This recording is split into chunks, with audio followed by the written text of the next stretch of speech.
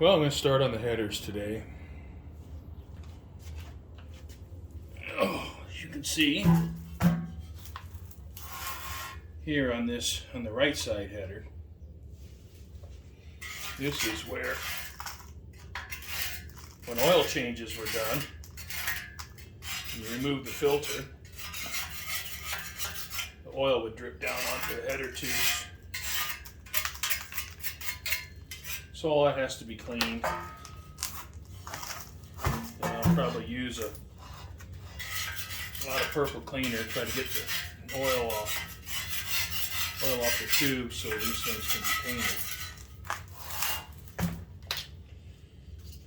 painted. And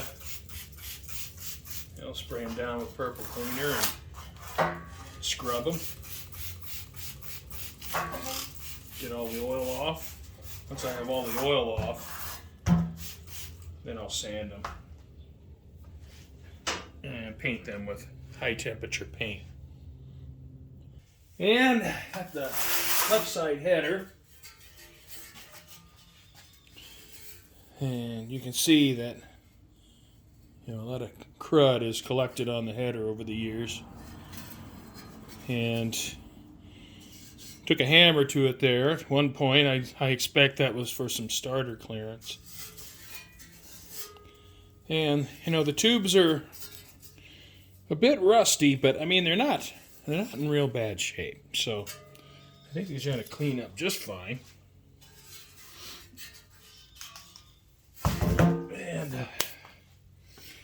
And like everything else, it just has to be cleaned up and reconditioned. Throw a little paint on it, and it'll be just fine.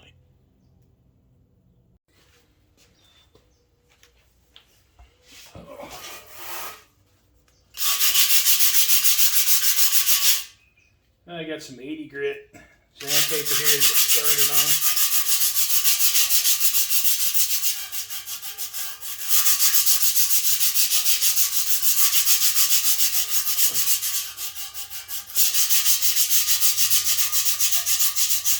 It'll take me a couple hours to get the header sanded out.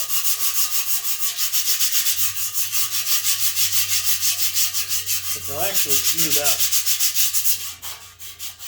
pretty nicely when you get a coat of paint on it. You really can't see the pitting.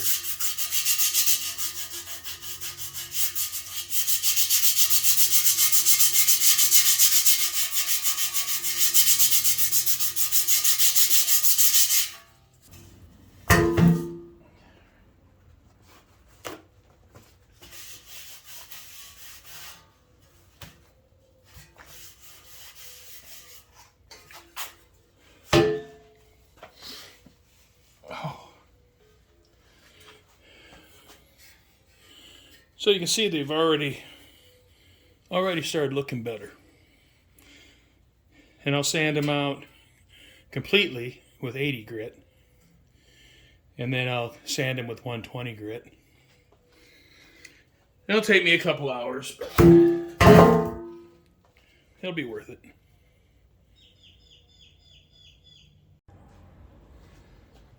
Okay, well, I have them sanded. Bit of work, but I know there's some pitting there, but they cleaned up rather nicely. And considering they still need to be washed, there's a lot of dust on them. Considering these are a set of $800 headers without being ceramic coated, I'm definitely gonna reuse them. All right, time to give the headers a rinse.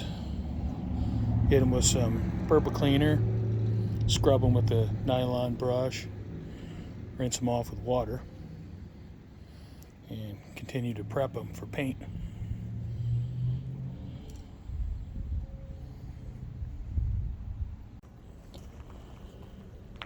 All right, well, I got one cleaned up pretty good. And I'll wipe it down one more time before I paint it. But I got the lion's share of the grime and rust off it, and was sanding it with 80 grit, and then I sanded it with 120. Smooth the surface out a little bit, because there's, over the years with the painted header, there's some surface pitting. But wipe it down with a degreaser, and then I'll spray it with some high temperature flat black paint.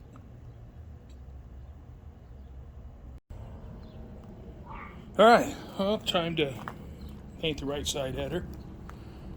I'm using VHT flame-proof paint. And, realistically, this stuff's going to burn off. But, got to get them painted, got to get them coated, and, maybe it'll stay nice for a while.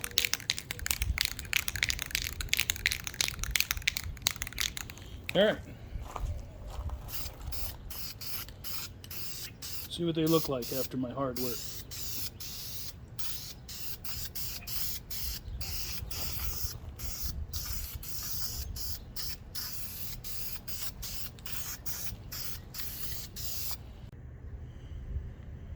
Alright, got them coated with the VHT black paint,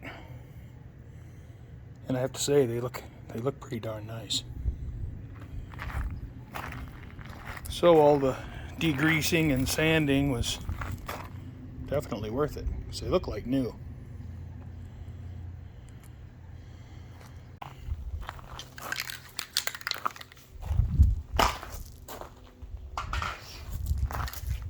Alright, I'll paint the back side first.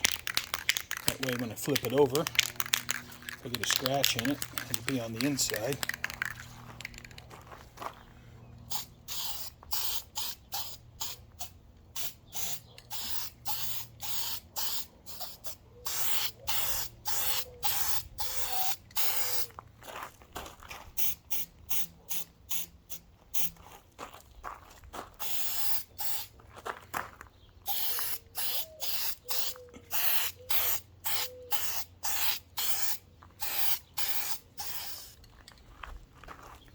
I'll catch you up when I'm done.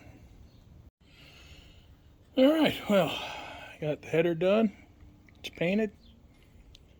Doesn't look too bad.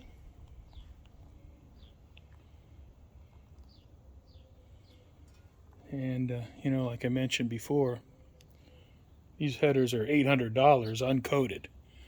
So, these are still in pretty good shape. Although, you can see a little bit of pitting here. But, they're in good condition, definitely usable. And, being that I'm a rattle can restorer, I'll just clean them and spray them with a can of spray paint. I'm going to use them.